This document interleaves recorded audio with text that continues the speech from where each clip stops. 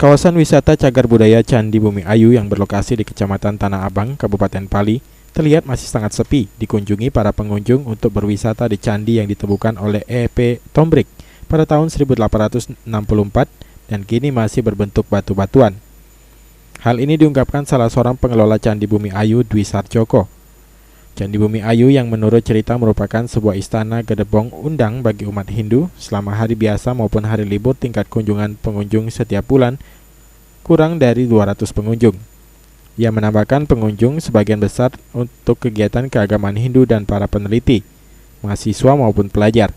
Sementara pengunjung yang tidak memahami cagar budaya candi biasanya sungkan untuk berkunjung. Dengan masih sepinya pengunjung, ia berharap kepada pihak terkait seperti Pemkab Pali dapat secara optimal mengembangkan promosi dan meningkatkan sarana dan prasarana penunjang untuk meningkatkan kunjungan pengunjung, sehingga hal ini bisa meningkatkan pendapatan asli daerah. Tempat ilmu pengetahuan. Nah, kalau seandainya Candi Bumi Ayu, ini khususnya dari Pemda Pali, itu punya rencana ingin mengembangkan di kawasan Candi Bumi Ayu, itu sangat bagus sekali karena ini merupakan PAD asli dari Kabupaten Pali. Husniawan, PAL TV.